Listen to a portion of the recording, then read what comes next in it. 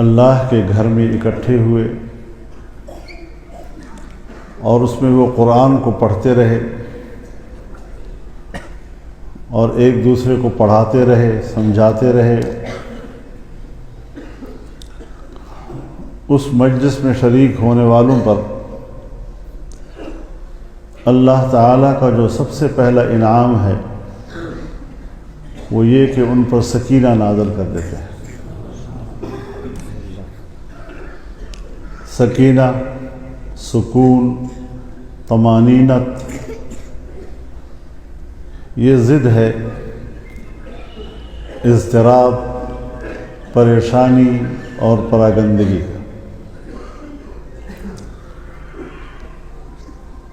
اور علماء فرماتے ہیں کہ سکینہ یہ قلب کی اس کیفیت کا نام ہے جس وقت اس پر انوار کا نزول ہو رہا ہوتا ہے۔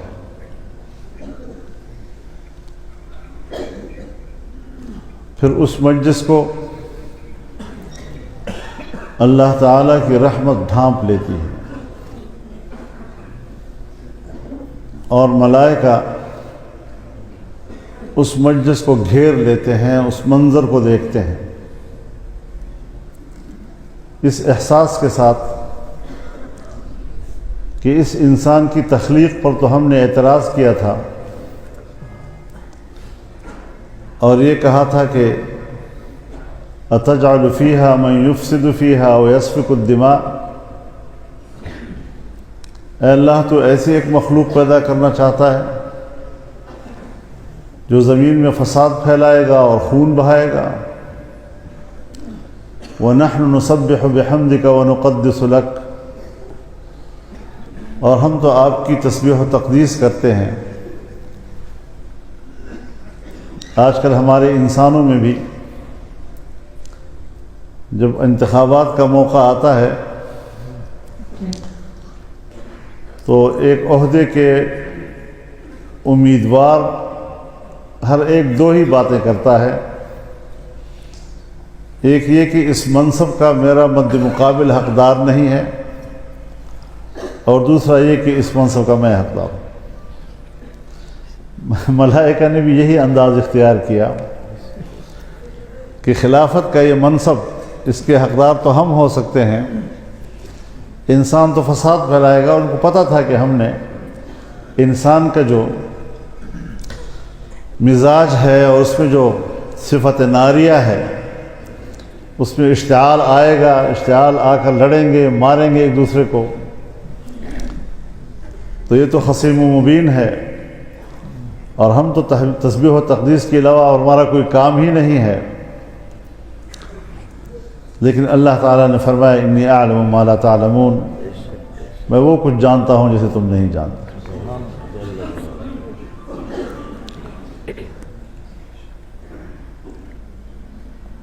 اور چوتھا انعام جو اللہ تعالیٰ اس مجلس پہ کرتے ہیں کہ اللہ تعالیٰ اپنے ماحول میں ان لوگوں کو یاد کیا کرتا ہے۔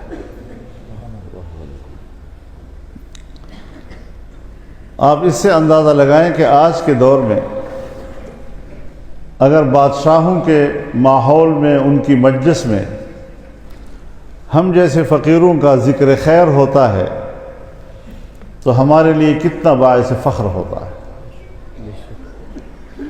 مجھے بادشاہ نے اپنے ماحول میں یاد کیا، اپنے مجلس میں یاد کیا، اور اسے باعث افتخار تصور کیا جاتا ہے۔ تو جب اللہ رب العالمین جو شہنشاہ کائنات ہے، جن لوگوں کو اپنی مجلس میں یاد کرتا ہو، اپنے ماحول میں یاد کرتا ہو، اس سے بڑا شرف اور کیا ہو سکتا ہے۔ اللہ تعالی ہماری اس مجلس کو جناب رسول اللہ صلی اللہ علیہ وسلم کے اس فرمان کا مصداق بنائے۔ تو یہ چار انعامات رسول اللہ صلی اللہ علیہ وسلم نے اللہ کے گھر میں بیٹھے ہوئے لوگوں کو جو قرآن پڑھتے ہیں، ایک دوسرے کو سمجھاتے ہیں، ان کے لیے ارشاد فرمائے۔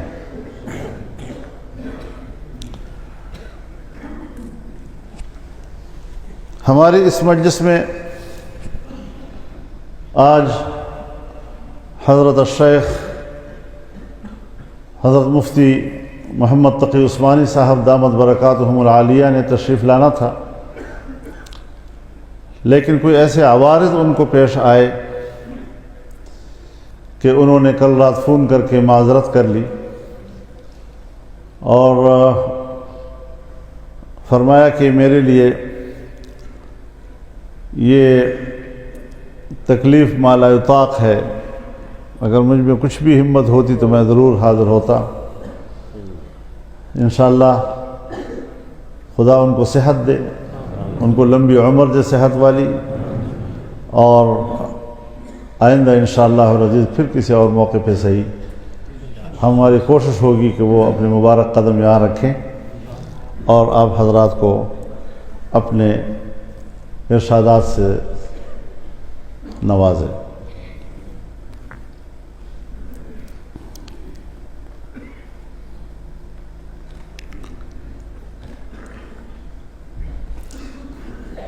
امام بخاری نے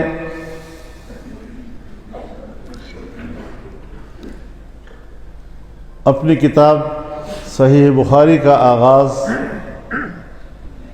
کتاب الوحی سے کیا ہے۔ اس بات پر تنبیہ کرنے کے لیے کہ حیات انسانی کی تشکیل کا دار و مدار وحی الہی پہ ہے۔ اللہ تعالیٰ نے انسان کو پیدا کیا تو اندھیروں کی طرف نہیں دھکیلا، کھلی صحراؤں میں نہیں چھوڑا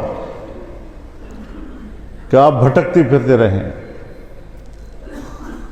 بلکہ اپنی طرف سے بذریعہ وحی حضرت انسان کی رہنمائی کی،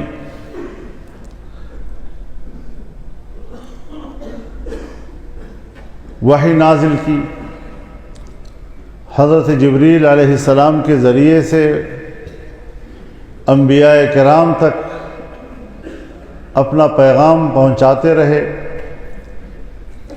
انسانوں میں سے حضرات انبیاء کرام ان کا پیغام وصول کرتے رہے، اور وہ پیغام وہ تمام انسانیت تک پہنچاتے رہے تاکہ انسان اللہ کا حقیقی معنوں میں بندہ بن جائے، بندے اور رب کے درمیان رشتہ پیدا کیا اور مقصد حیات بتلا دیا۔ وما خلقت الجن والانس الا لیعبدون، میں نے انس و جن کو صرف اپنی عبادت کے لیے پیدا کیا ہے۔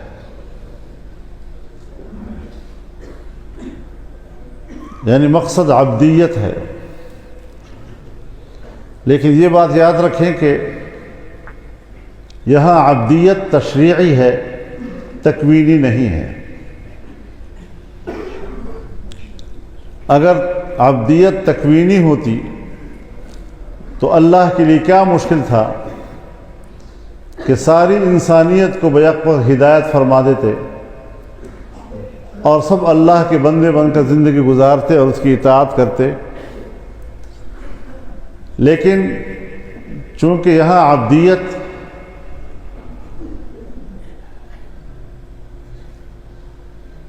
جو انسانی جبلت کو عطا کی گئی، وہ عبدیت تشریعی ہے، اور عبدیت تشریعی وہ ہوتی ہے جو انسان کے عقل اور ارادے کے سپرد ہو جائے۔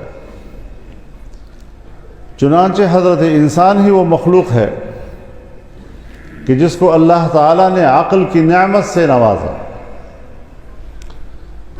اور عقل ہی وہ چیز ہے کہ جس نے انسان کو تمام مخلوقات کے اوپر فضیلت عطا کی۔ یہ انسان ہی ہے جو عقل کے استعمال سے ترقیوں کو عبور کرتا ہے، اور ترقی کے سارے مدارج، سائنسی ترقی ہو، اقتصادی ترقی ہو، علمی ترقی ہو، اس میں کام کرتا ہے عقل کو استعمال کرتا ہے اور آگے بڑھتا چلا جاتا ہے۔ لیکن جہاں تک ہدایت کا تعلق ہے کہ عقل بھی صحیح راستے پر ہدایت دے، عقل چونکہ بہت بڑی قوت ہونے کے باوجود رہنمائی کے لیے کافی نہیں ہے۔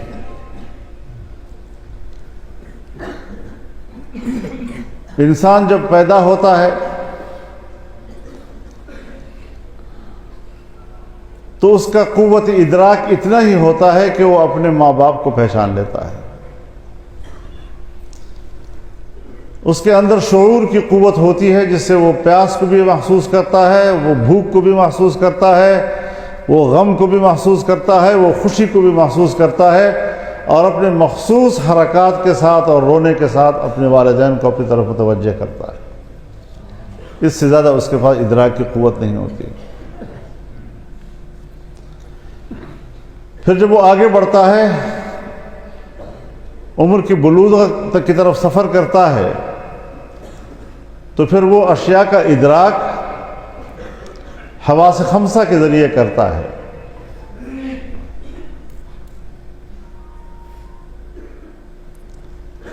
ہاتھ سے کسی کو لمس کیا تو پتہ چلتا ہے کہ یہ گرم ہے، سرد ہے، ٹھوس ہے، نرم ہے۔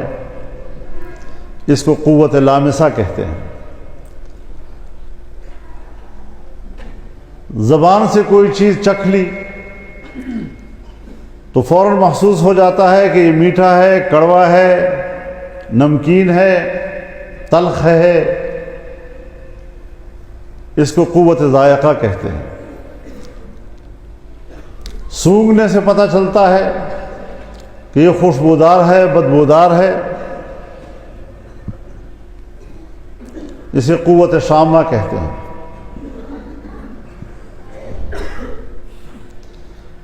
کان سے سنتا ہے، اس کو پتہ چلتا ہے کہ یہ کیا بول رہا ہے، کس کی آواز ہے، اچھی آواز ہے، بری آواز ہے، کرخت ہے، نرم ہے، قوت سامعہ ہے۔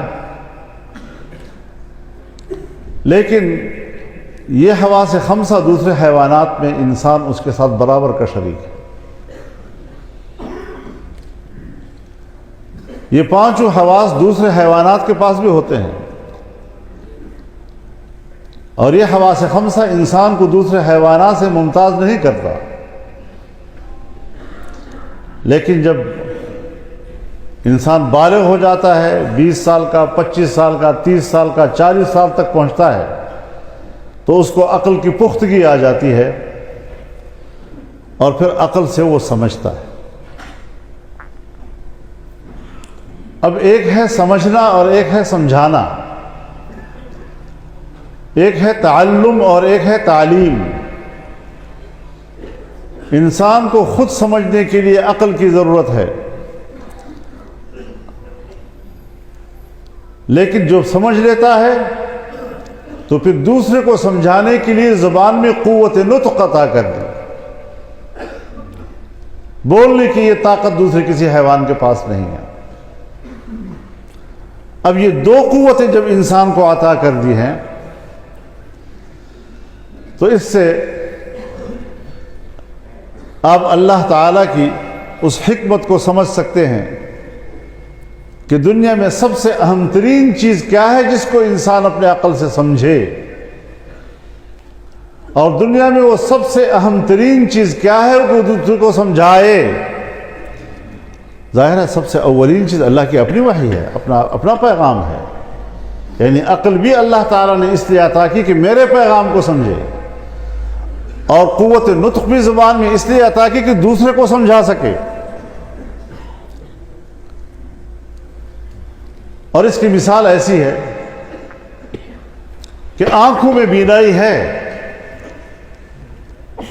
دیکھنے کی پوری قوت آنکھ میں موجود ہے، لیکن اس کو خارجی روشنی کی ضرورت ہوتی ہے۔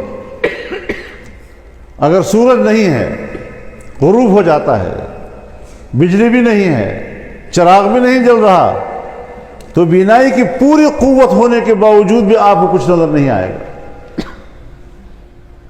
تو جس طرح آنکھوں کی بینائی کے لیے باہر سے سورج کی روشنی کی ضرورت پڑتی ہے اور تب بینائی کام آتی ہے، اسی طریقے سے عقل کو بھی اگر تو وحی الہی کی رہنمائی حاصل ہے تو پھر عقل صحیح چلتا ہے، ورنہ پھر یہ ٹھوکر بھی کھاتا ہے، پھر اندھیرا ہو جاتا ہے۔ تو سب سے پہلے اللہ تعالیٰ نے اس بات پر تنبیہ کیا، اور خاص طور پر امام بخاری نے اپنی کتاب کا آغاز کتاب الوحی سے کیا۔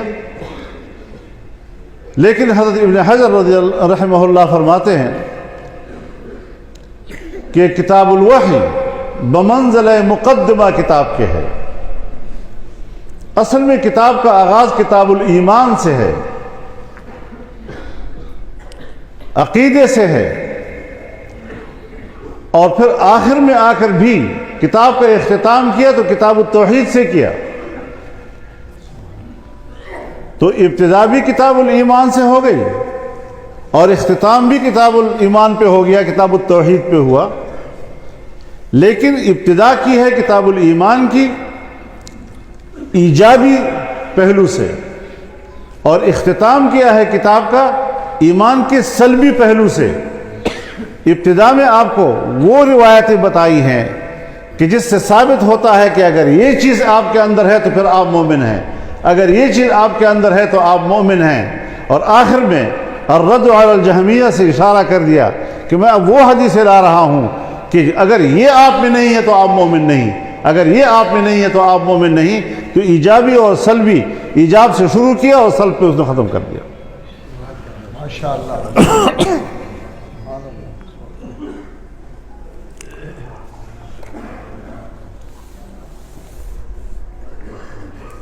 اب اس حوالے سے امام نے باب باندھا ہے، اور امام بخاری رحمہ اللہ کی عادت یہ ہے کہ جہاں وہ باب باندھتے ہیں اور عنوان کے لیے اس کو قرآن سے کوئی آیت ملتی ہے تو اس آیت کو عنوان بنا دیتے ہیں۔ تو یہاں پر بھی فرمایا باب قول اللہ عز وجل وَنَضَعُ الْمَوَازِينَ الْقِسْطَ لِيَوْمِ الْقِيَامَةِ۔ اب یہ ساری کتاب، دونوں جلدیں جو ہیں، یہ اعمال کا ذخیرہ ہے، لائحہ عمل ہے انسانی زندگی کا۔ اور آخری حدیث میں آپ کو بتا دیا کہ پھر ان اعمال کو آخرت میں تولا بھی جائے گا۔ انسان کے اعمال ضائع نہیں ہوتے۔ ان اللہ لا یضیع عمل عامل منکم من ذکر و انثی۔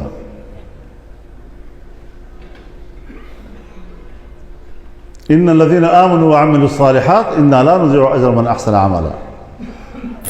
اللہ تعالیٰ اعمال کو ضائع نہیں کرتا، عمل پڑے رہتے ہیں، اور حساب کتاب ہوگا پھر قیامت کے دن۔ دنیا یہاں پر عمل ہے، حساب نہیں، اور آخرت وہاں پر حساب ہے، عمل نہیں۔ اور انسان کے مرنے کے بعد اس کی آخرت شروع ہو جاتی ہے، اعمال ختم ہو جاتے ہیں۔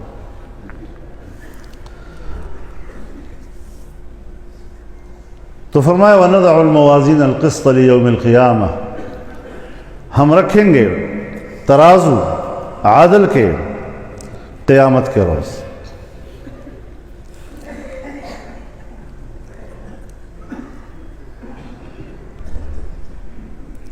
ہم رکھیں گے ترازو، موازین،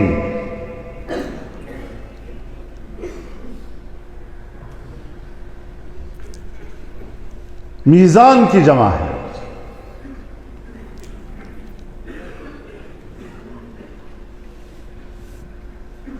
جیسے مواعید میعاد کی جمع ہے،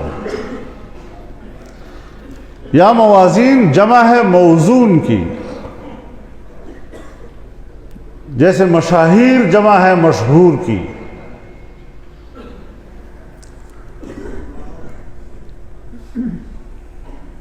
وَنَضَعُ الْمَوَازِينَ، رکھیں گے ہم ترازو،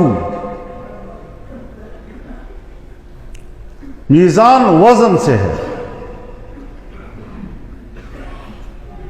وزن مصدر ہے ثلاثی مجرد کا، اور یہ مثال واوی ہے، تو یہ اصل میں میوزان تھا، واو ساکن قبل و مکسور آنا بیا بدل کر رہا، میزان ہوا۔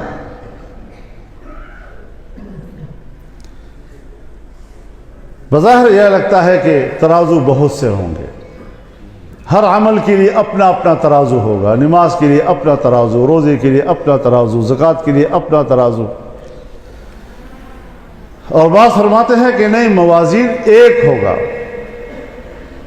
لیکن جمع کی صیغے کے ساتھ ذکر کیا تفخیم کے لیے، جیسے ہم جمع کا صیغہ ایک فرد کے لیے، اب اپنا محترم مہمان آتا ہے تو ہم کہتے ہیں حضرت فلاں تشریف لائے ہیں، یہ نہیں کہتے کہ لایا ہے، اب وہ ہوتا تو ایک آدمی، لیکن ہم جمع سے کہتے ہیں آپ تشریف لائیں، تو مطلب یہ ہوتا ہے کہ احترام کی وجہ سے اس کو جمع کی صیغے سے یاد کیا جاتا ہے۔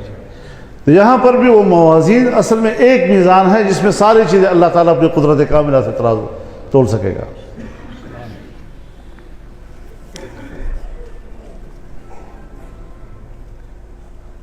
القسط، اب قاعدہ یہ ہے کہ موازین جمع ہے تو اس کی صفت بھی جمع ہونی چاہیے۔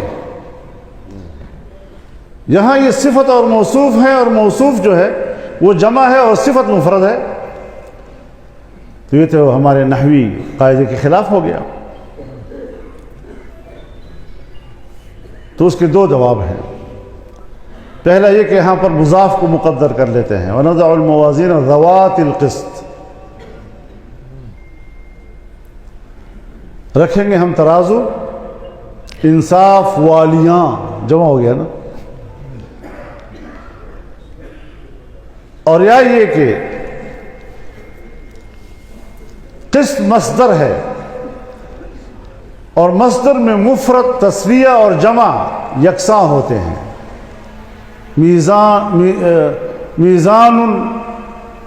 میزانان موازین، تو یہ میزان قسط، میزانان قسط، موازین قسط۔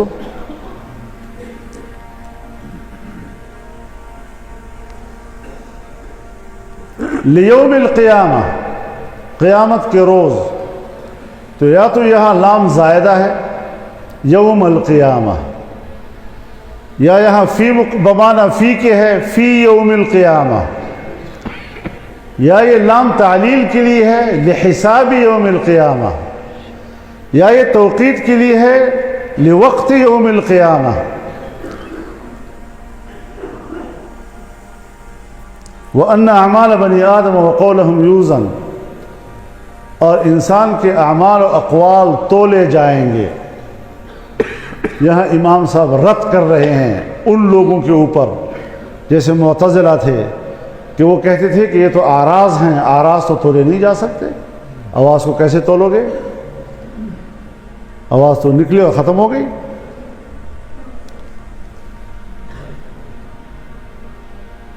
تو ہمارے اساتذہ بزرگ تو یہ جواب دیتے تھے کہ وہاں یہ اجساد بن جائیں گے، جب جسد بن جائیں گے، جسم بن جائیں گے، تو پھر تو تولے جا سکیں گے نا۔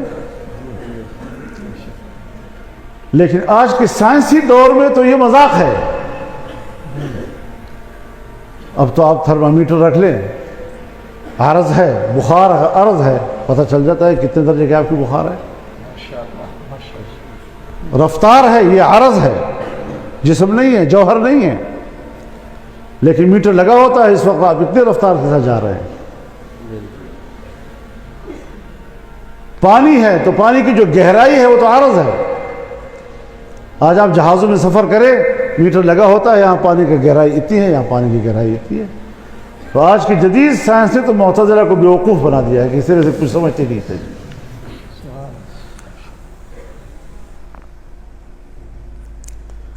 وقال مجاہد القسطاس والعدل بالرومیہ، اب قسط کے مادے سے قرآن میں ایک لفظ اور لفظ مل گیا امام صاحب کو، اس کو بھی چھوڑا نہیں انہوں نے۔ اور قسطاس بمعنی عدل کے ہیں رومی زبان میں، اب قرآن کریم یہ تو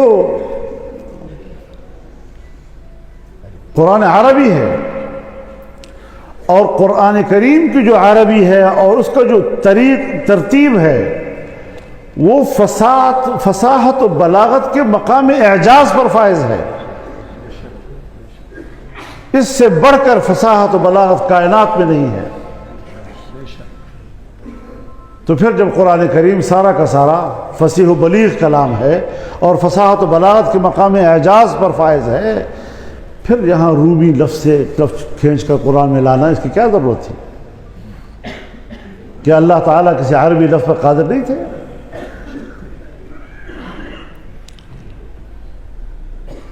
لیکن بعض دفعہ ہوتا یہ ہے کہ عربی زبان کی یہ خصوصیت ہے کہ وہ عجمی لفظ کو بھی عربی بنا دیتا ہے،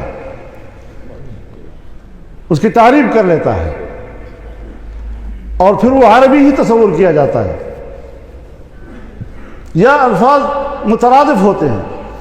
صابن کا لفظ ہے، ہم پٹھان کہتے ہیں، ہم اس کو صابن کہتے ہیں، یہ ہمارا لفظ ہے۔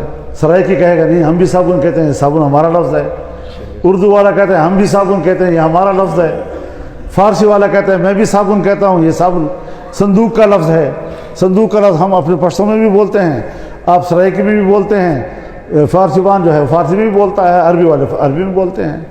لہذا ایک لفظ ہو سکتا ہے کہ وہ عربی کا بھی ہو اور دوسری زبان میں بھی استعمال ہوتا ہو، تو اس میں کوئی تنگی والی جگہ نہیں ہے۔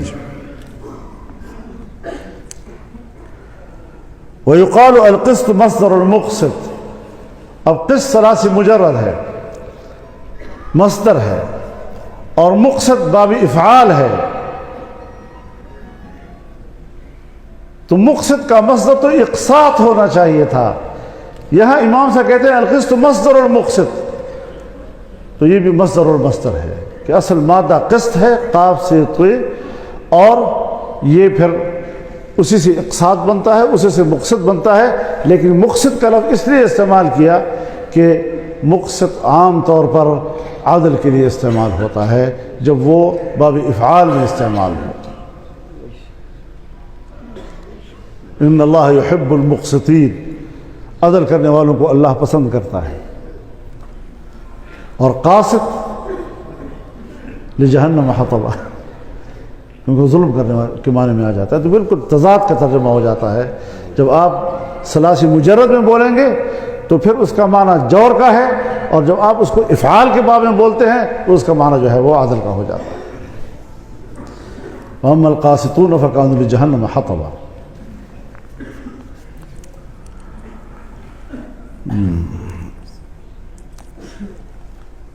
تو امام صاحب جو آخری حدیث لا رہے ہیں حضرت ابو ہریرہ رضی اللہ تعالی عنہ سے، روات سارے ثقہ ہیں، ثقہ ہونے کے ساتھ ساتھ آحاد ہیں، تو آحاد ہونے کے ناطے سے حدیث غریب ہے، اور ثقہ ہونے کے ناطے سے حدیث صحیح ہے۔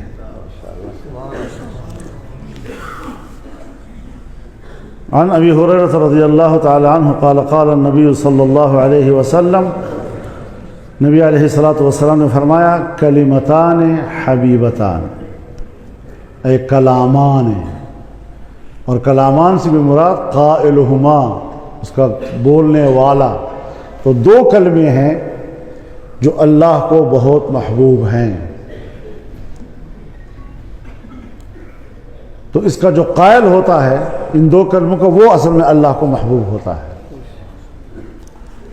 اب ظاہر ہے جب اللہ کو دو کلمے پیارے ہیں، یہ کتنے مشکل کلمے ہوں گے، کیسے ہم اس کو ادا کریں گے، اتنے پیارے کلمے اللہ کو، تو فرمایا نہیں، ثقیل بھی نہیں ہے، خفیفتان علی اللسان، زبان پر ہلکے بھی ہیں۔ اچھا، زبان پر جب اتنے ہلکے ہیں، دو چھوٹے چھوٹے جملے ہیں، اور یہ دو جملے جب میں ادا کروں گا تو اس کا وزن کیا ہوگا، قیامت کا کیا حساب ہوگا اس کا؟ تو آپ نے فرمایا کہ ثقیلتان فی المیزان، ترازو میں بہت بھاری ہوں گے۔ اور وہ دو کیا ہیں؟ سبحان اللہ و بحمدہ، سبحان اللہ العظیم، सब लोग इसको पढ़ लें। सुब्हान अल्लाह व बिहम्दिह, सुब्हान अल्लाह अल अज़ीम, सुब्हान अल्लाह व बिहम्दिह, सुब्हान अल्लाह अल अज़ीम, सुब्हान अल्लाह व बिहम्दिह, सुब्हान अल्लाह अल अज़ीम। तो इब्तिदा में ही आपने इस फ़र्क को तो समझ लिया कि जो अब्दियत है, जो इंसान को उसकी जिबिल्लत में अता किया गया है, लेकिन ये तकवीनी है, तकवीनी नहीं है, तशरीई है। जो जब तशरीई है तो इंसान की इरादा और इख्तियार को हासिल है, तो फिर अल्लाह ने इंसान को इख्तियार दे दिया है।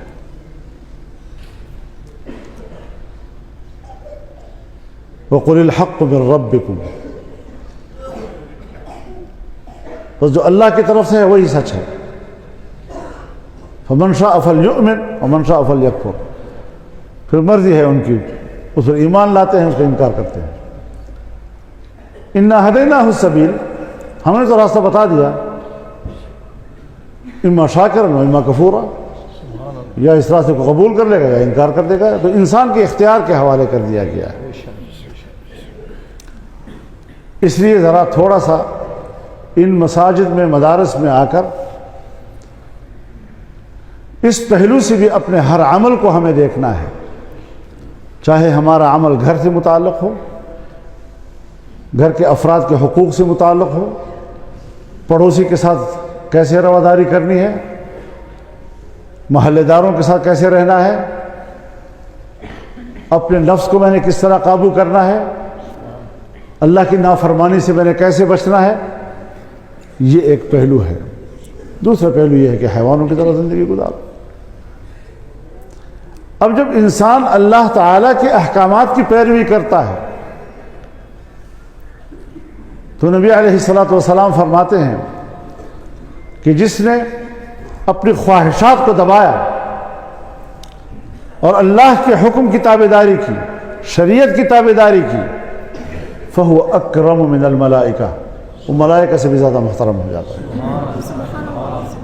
या तो ये मकाम है, और क्यों ना हो, अल्लाह ने कितना बड़ा इंतज़ाम किया है।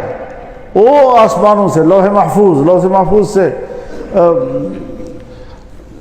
रूह ज़मीन पर आना, आसमान दुनिया से होते हुए, और यहाँ पर अंबिया के हवाले होना, और एक मुकम्मल दीन जनाब रसूलुल्लाह सल्लल्लाहु अलैहि वसल्लम के हवाले कर देना, और फिर वो कितनी मशक्क़तें बर्दाश्त करके वो इंसानियत तक पहुँचाता है, लोगों को समझाता है, और फिर भी इंसान न माने, तो फिर तो इसलिए इसको मानना जो है, इसके मुताबिक ज़िंदगी गुजारना, ये है वो चीज़ कि जिसको हमने मद्देनज़र रखना होता है। और इसीलिए एक बहुत बड़ी गुमराही आजकल फैली हुई है, और बाकायदा हुकूमतों के और हुक्मरानों की निगरानी में ये गुमराही फैलाई जा रही है कि इक़्तिदार की जंग मफादात की जंग है। मफादात की जंग हमने बना दिया है नहीं। इक़्तिदार की जंग मुक़द्दस जंग है, लेकिन हमने जिन लोगों के हवाले किया है वो इसके अहल नहीं है कि मुल्क का इक़्तिदार चलाएं। वरना अल्लाह रब्बुल आलमीन की तो वाज़ेह ऐलानात हैं, अल यौम अकमलतु लकुम दीनकुम व अतममतु अलैकुम निअमती व रज़ीतु लकुमुल इस्लाम दीना। 3 ऐलानात अल्लाह रब्बुल इज़्ज़त ने खुद फरमाए, आज मैंने तुम्हारा दीन तुम्हारे ऊपर मुकम्मल कर दिया है। अब एक हुआ इकमाल दीन, दीन मुकम्मल हुआ किस एतबार से? बेएतबार तालीमात से, बेएतबार अहकामात से। पूरी दुनिया की इनफरादी ज़िंदगी से लेकर ममलकती ज़िंदगी तक सारे के सारे अहकामात आपको बता दिए, तालीमात दे दिया, आपको पढ़ा दिया, आपको सब कुछ। लेकिन व अतममतु अलैकुम निअमती, मैंने तुम पर अपनी नेमत तमाम कर दी। इतमाम नेमत क्या है? इतमाम नेमत का फ़र्द कामिल खारिज में वो इस्लाम का इक़्तिदार है, इस्लाम की हाकिमियत है। अब आप ज़रा पूछे ना हमारे मुल्क के सियासतदानों से, کیا وہ دین اسلام کی اتنی بڑی نعمت کو اقتدار کی صورت میں بھی اللہ کی نعمت سمجھتے ہیں؟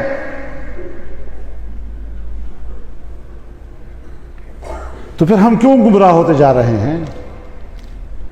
کیوں اس بات کو نہیں سمجھ رہے کہ اگر عبادات کی دنیا میں میری نماز صحیح نہیں ہو سکتی، میں ایک ان پڑھ بلا ہوں،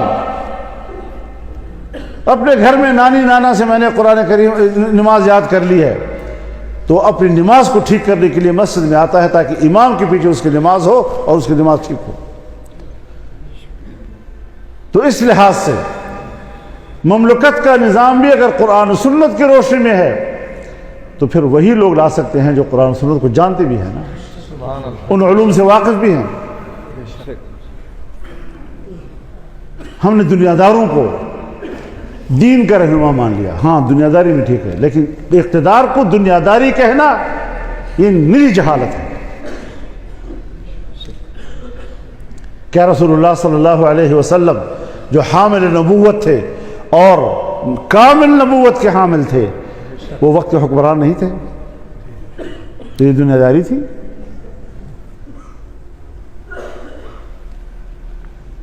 آپ کو اللہ تعالیٰ نے فیصلہ کرنے کا حکم نہیں دیا تھا، لوگوں کے درمیان جھگڑوں کا فیصلہ کرنے کا یہ اختیار آپ کو نہیں تھا؟ جو میں دے رہا ہوں وہ مانو، جسے میں روک رہا ہوں رک جاؤ، یہ ایک حاکم کی صفت نہیں ہے؟ خلفائے راشدین کیا یہ حکمران نہیں تھے؟ یہ خلافت، یہ امارت، یہ امامت، یہ امارت، یہ ساری چیزیں، یہ الفاظ مختلف ہیں اور مدلول ایک ہے ان کا۔ آج کے زمانے میں آپ اس کو صدر کہہ دیں، آج کے زمانے میں آپ اس کو وزیر اعظم کہہ دیں، نام کا فرق ہو سکتا ہے، اس کی جو حیثیت ہے وہ ایک ہی ہے کہ وہ تولیت امر رکھتا ہے۔ تو اس اعتبار سے بھی ہم نے اپنی اصلاح کرنی ہوگی، سوچنا ہوگا۔ دو چیزیں مد نظر ہیں اسلام کی مملکتی زندگی میں، ایک امن اور ایک معاش۔ امن احاطہ کرتا ہے انسانی حقوق کا، جان کا حق، مال کا حق، عزت و آبرو کا حق۔ اگر کسی کی حق تلفی ہو جائے تو اس کے حق کا ازالہ کیسے کیا جائے گا، حقدار کو حق کیسے پہنچایا جائے گا، اس کے نظام ہے۔ کسی کی عزت پہ حملہ کر دیا، کسی کے مال پہ حملہ کر دیا، اب اس کا فیصلہ کون کرے گا؟ فَلَا وَرَبِّكَ لَا يُؤْمِنُونَ حَتَّى يُحَكِّمُوكَ فِيمَا شَجَرَ بَيْنَهُمْ۔ آپ کے علاوہ کسی کو حق نہیں ہے۔ ان چیزوں کو آج ہم نے سمجھنا ہے، جس ماحول سے آج ہم گزر رہے ہیں اس میں ہم نے اس نقطے کو بھی سمجھنا ہے۔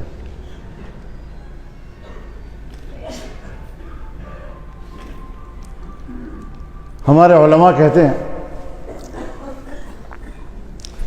کہ جمعیت علماء اسلام بھی تو بعض دفعہ دنیا داروں کو الیکشن میں کھڑا کر دیتی ہے۔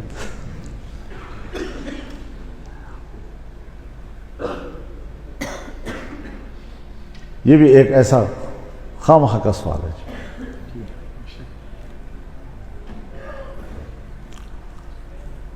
اگر وہ ایک حق جماعت کی نمائندگی کر رہا ہے تو وہ بھی حقدار ہو گیا، کیونکہ اس نے بھی اسی منشور کو آگے لے جانا ہے۔ علمی قوت بھلا کمزور ہو لیکن قیادت کے پاس تو ہے سب کچھ۔ اب مسجد میں آنے والے نمازی سب دیندار لوگ ہوتے ہیں، لیکن ضروری نہیں کہ اس کو نماز پڑھنا بھی آئے، بعض کو نہیں بھی آتا، لیکن امام کے پیچھے چل جاتی ہے نماز ہو جاتی ہے اس کی۔ حضور صلی اللہ علیہ وسلم کی مجلس میں حضرت ابوبکر صدیق رضی اللہ تعالیٰ عنہ بیٹھے ہیں، لیکن بیٹھے بائیں طرف ہے۔ ایک اعرابی بھی بیٹھا ہوا ہے، بدو، وہ بھی دائیں طرف بیٹھا ہوا ہے۔ اب رسول اللہ صلی اللہ علیہ وسلم اپنے کھانے سے کچھ دینا چاہتے ہیں تو آپ کا فرمان ہے کہ دائیں طرف والے کو دو، اب ہر چند ایک طرف ابوبکر صدیق ہیں جس کی عظمت جو ہے رسول اللہ کے بعد کسی کے پاس نہیں ہے، سبحان اللہ، لیکن دائیں طرف جو بیٹھا ہوا ہے وہ ہے بدو، آپ نے اس کو دیا کیونکہ طرف ٹھیک تھا نا اس کا۔ سبحان اللہ، ماشاء اللہ۔ تو اگر کوئی جمعیت کی طرف سے کھڑا ہے تو اس کا مطلب ہے کہ وہ صحیح طرف کھڑا ہے، تو صحیح طرف کھڑا ہے پھر ووٹ کا حق اسی کا ہے۔ ماشاء اللہ، یہ جو بائیں طرف والے ہیں نا جی، ان کو پرے کرو، پیسے کے بلبوتے پر ووٹ مانگتے ہیں، لوگوں کو خریدتے ہیں، لوگوں کا ایمان خریدتے ہیں، اور ہم بھی کیسے سادے لوگ ہیں، بڑے آسانی سے اپنا ایمان بیچتے ہیں۔ یہ خیال نہیں ہوتا کہ آگے جا کر کیا ہوگا۔ اب پارلیمنٹ میں بعض دفعہ ایسی چیزیں آ جاتی ہیں جس کا تعلق حلال و حرام کے ساتھ ہوتا ہے، عام معاملات نہیں ہوتے وہ، لیکن اگر وہاں جمعیت علماء کے 10-12 لوگ موجود ہیں تو انہوں نے غیر اسلامی قانون کو روکا ہے، نہیں ہونے دیا۔ ماشاء اللہ، بے شک، یہ غلط کر رہے ہو تم لوگ، اور ہم ہر دفعہ کامیاب ہوئے ہیں۔ شاید کچھ سیاسی معاملات ایسے ہوں جس میں انتظامی مسائل ہوں، وہاں ہمیں کامیابی نہ ہوئی ہو، لیکن جہاں شریعت کا حکم آ جاتا ہے وہاں الحمدللہ آج تک ہمیں ناکامی نہیں ہوئی۔ سبحان اللہ، ماشاء اللہ۔ اب اگر وہاں پر ووٹ دیا جائے ایک ایسی چیز کو جو حرام ہو، وہ بال ووٹر پہ آئے گا یا نہیں آئے گا؟ تم نے تو اس کے حق بیعت کی تھی۔ تو اس پہلو کو اہمیت دینا ہے۔ اقتدار تک ہم نے نہیں پہنچنا، اقتدار تک ہم نے شریعت کو پہنچانا ہے، اور شریعت کا حق ہے کہ وہ حکومت کرے۔ یہ جو کتاب ہمارے سامنے ہے اور جس کے لیے ہم بڑے عقیدت کے ساتھ یہاں بیٹھے ہوئے ہیں، اس کتاب کا حق ہے آپ کے اوپر، کہ صرف مسجد میں اکٹھے ہو کر دعا کر لینے کا نام نہیں ہے۔ جو نظام یہ ہے اس کو مملکتی نظام بناؤ، اس کے مطابق ہمارے فیصلے ہوں، ہماری عدالتیں چلیں۔ تو اس موقع سے فائدہ اٹھاتے ہوئے یہ ان احادیث کا اور اس کتاب کا تقاضا ہے کہ ہم اپنے فیصلے صحیح کریں، اپنے مستقبل کو خود ٹھیک کریں، اور بے حیائی، فحاشی جو آج کل ہمارے معاشرے میں آ گئی ہے، اس کا بھی مقابلہ کرنا ہے۔ بے شک، معاشرے کو اتنا بے سروپا، مادر پدر آزاد جو لوگ چھوڑ رہے ہیں، یہ کہاں کس چیز کی خدمت کر رہے ہیں؟ اور زبان پر نعرے بڑے خوبصورت خوبصورت، ریاست مدینہ، بھائی ریاست مدینہ ہے کیا چیز بتاؤ تو صحیح۔ کہتے ہیں قانون سب کے لیے برابر ہو۔ اچھا قانون سب کے لیے برابر ہو تو ہر مخالف کے لیے برابر ہو، جب آپ کے لیے ہو تو نہیں میرے لیے نہیں۔ پھر درخواست دیتے ہیں کہ مجھ پر یہ مقدمہ نہ چلایا جائے۔ خود جیل میں ہے تو کہتے ہیں مجھے انتخاب میں برابر کا موقع نہیں مل رہا، تو جو آپ کی حکومت اور آپ کا الیکشن تھا اس میں کیا حالت تھی؟ اس وقت قانون کی حکمرانی چاہیے، ووٹ بعد میں ہے، قانون کی اہمیت پہلے ہے۔ اب یہاں پر ووٹ کی اہمیت پہلے ہو گئی، قانون کی اہمیت بعد میں ہو گئی، مقدمہ مجھ پہ نہیں چلنا چاہیے۔ تو یہ جو ترجیحات ہیں، ایک ترجیح ہونی چاہیے، ایک ترجیح ہونی چاہیے، اپنے لیے کوئی اور ترجیح، دوسرے کے لیے کوئی اور ترجیح، تو برابر کے مواقع تو آپ خود تسلیم نہیں کرتے، آپ کو نظریہ ہی نہیں ہے۔ تو انشاءاللہ العزیز یہ معرکہ چلتا رہے گا، اور اللہ تعالی ہمیں حق کے راستے پہ چلائے، علماء کرام کے قدموں میں ہمیں اللہ تعالی زندگی گزارنے کی توفیق دے، اور ہمارے خطاؤں سے اللہ درگزر فرمائے، اور جتنے بھی ہمارے فضلاء ہیں اللہ تعالیٰ ان کی اس تحصیل علم کو قبول فرمائے، اور آج جو وہ اپنے تعلیم کے سلسلے سے فارغ ہو رہے ہیں، میں مبارکباد بھی پیش کرتا ہوں، لیکن ہمیں اپنے استاد حضرت شیخ عبدالحق صاحب رحمہ اللہ وہ ہدایت کرتے تھے کہ مدرسے سے فارغ ہونے پر آپ سمجھتے ہیں کہ ہم مولوی بن گئے ہیں، ہاں عالم بن گئے ہیں، ابھی عالم نہیں بنے، تم میں عالم بننے کا استعداد پیدا ہو گیا ہے، سبحان اللہ، اب اگر چاہو کہ آپ عالم بن جائیں تو اب بن سکتے ہو اس کے بعد۔ تو اس بات کو بھی ہمیں مد نظر رکھنا چاہیے کہ اگر یہ ہمیں اللہ نے توفیق دی، 8 سال 10 سال ہم نے مدارس میں گزارے، تو یہ استعداد پیدا کیا اللہ نے ہمارے اندر کہ ہم قرآن و حدیث کے علوم کو سمجھیں اور اس کو دنیا تک پہنچائیں، اس پر عمل درآمد کروائیں، ہر سطح پر اس کے لیے محنت اور کوشش کریں، نظم کے ساتھ کریں، تنظیم کے بغیر یہ کام نہیں ہوتی۔ اللہ تعالی ہمارا حامی و ناصر ہو۔ وآخر دعوانا ان الحمدللہ رب العالمین۔